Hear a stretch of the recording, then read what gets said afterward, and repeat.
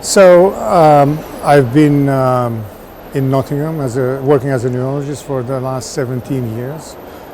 Previously, I studied medicine at Boston University in the United States, and I did some training in neurology in Philadelphia at the University of Pennsylvania, and then I did that was my neurology residency, and then I did some fellowships in neuroimmunology and neurorehabilitation, also at Penn, and I ended up doing a PhD in immunology at Penn.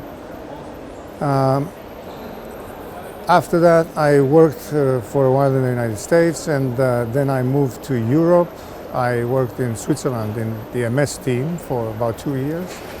And then, as I said, about 17 years ago, I moved to Nottingham. And in 2004, I became professor and chair of the Division of Clinical Neurology at Nottingham.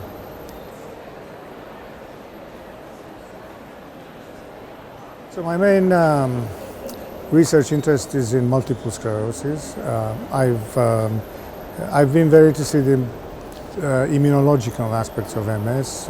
MS is an autoimmune disease, and I was looking at immunological mechanism, in particular cytokine dysregulation in MS.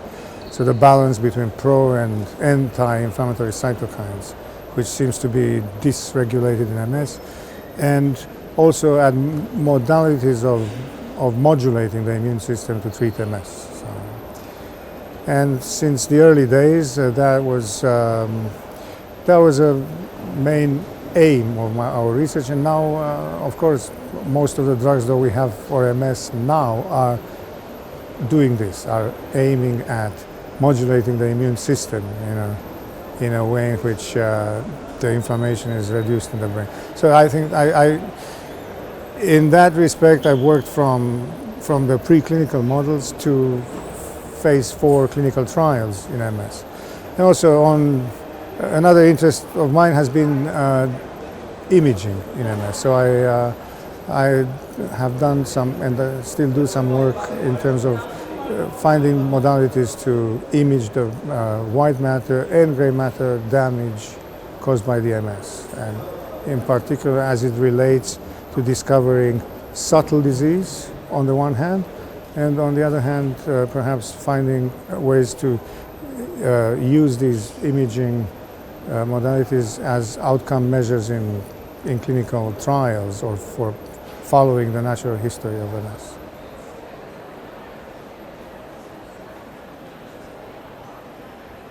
It has, in each issue, it has topics that cover the neurology in general.